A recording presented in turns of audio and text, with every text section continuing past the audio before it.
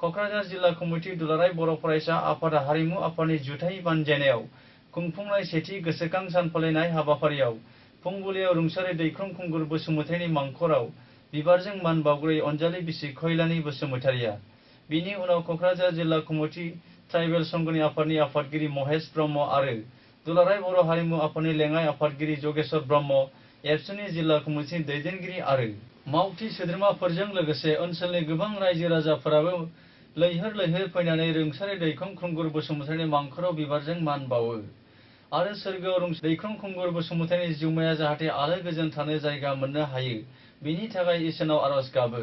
मख'नाय जायोदि जांख्रिथायारि मेथाइ रोजाबगिरि रुंसारि दैखं खुंगुर बसुमतारीया 1963 मायथाइनि एप्रिल दाननि 14 अक्ट'आव सनितपुर जिल्लानि सिङाव थानाय गहपुर गोजोन फोथाराव जोनोम जादोंमोन आरो 2016 मायथाइनि दिसेम्बर दाननि 17 अक्ट'आव गोब्राब बेरामाव भुगिनांनानै क'क्राझार जिल्लानि सिङाव थानाय दतमा गयबारियाव अनजालि बिसि खैलानि बसुमतारी आरो नखरनि बाय बाहागिखौ गासैखौबो नागारनानै अरायनि थाखाय जोबथा हां बोयो।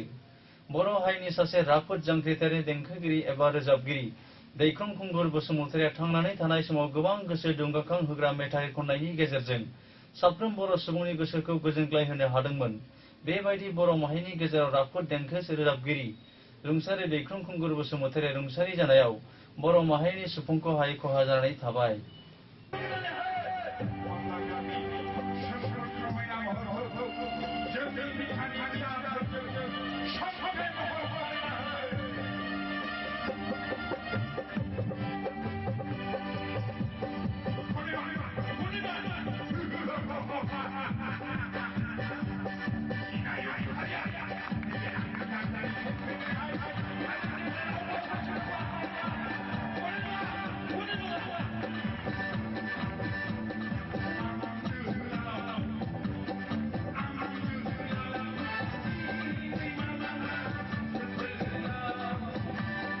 एसवाइ सोमावसारनाय बिथाङा नांथाबबोनानै बर' फरायसा आफादजों जांख्रिथायाव गावनि देंखोखौ बावै बावै गावनि बिबेकजों गावनि मेन्टेलि फिजिकेलि खस्थ' सेक्रिफाइसजों बहुद सोरजिलांबाय जाय सोरजिनाया दासिमबो जोंखौ रिंखांहोबाय थागोन आरो बेखौ जों दिनै खोमानो थांनाय नङा।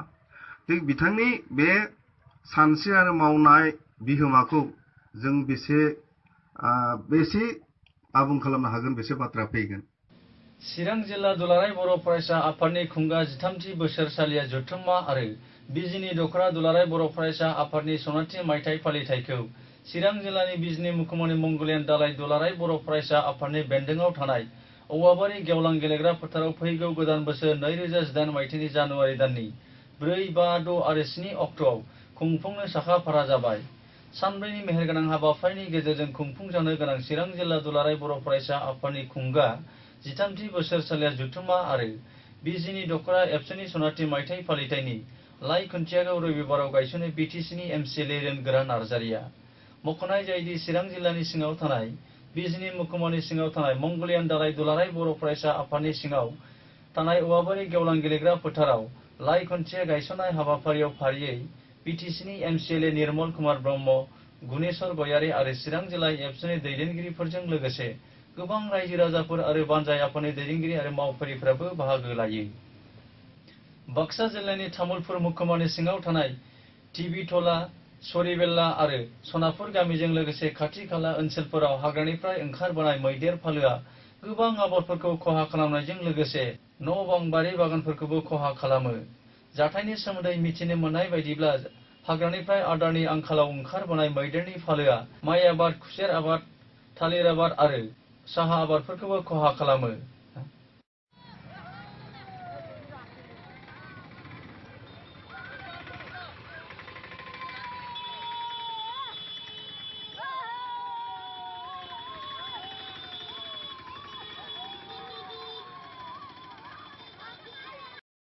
আৰু এই সিটো কোণাত আছে মোটামুটি ধৰক 5টা আৰু এই পথাৰত আছে 8টা। সেই 8টা আমি ৰখি আছো। সেই 8টা ৰখি থাকোতে মানে ইফালে জাকটো আহি পেলাই আগতে আছিল না ইফালে আগতে মানে এসপ্তাহমান আগতে আছিল।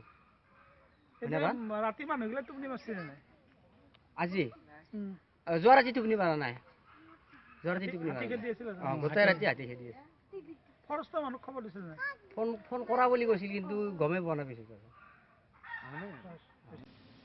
खौरांगिरिजों जानाय मोगा-मोगिनि समाव ओनसोलनि थागिबि रायजो राजाफोरा अजद दैखाङोदि दासिमबो हाग्रा बिफाननि मावफारिफ्रा जाथायथिलियाव नुजाफैगौ गोथौयै दुखु मोननाय फोरमायो।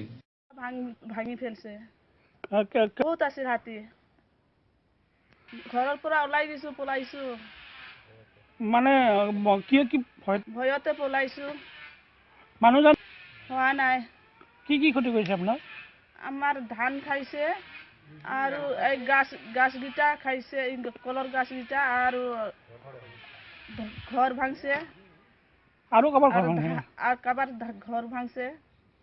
रादाबखौ फोजोबनायनि सिगां गाहाय गाहाय रादाबफोरखौ फिन खेबसे फरायफिनबावदों। जांख्रिथायारि मेथाइ रोजाबगिरि रुंसारि दैखं खुंगुर बसुमतारीनि सेथि गोसोखां सान फालिदों। चिरां जिल्ला एबसुनि खुंगा 13थि बोसोरसालिया जथुम्मा आरो बिजिनि दख'रा एबसुनि सनाथि मायथाइ फालिनो साखा-फारा आरो बाक्सा जिल्लानि तामुलपुराव मैदेरनि उदखार गोबां खहा। बेजों लोगोसे दिनैनि रादाबा एसेनोसै। गोजोन्थों।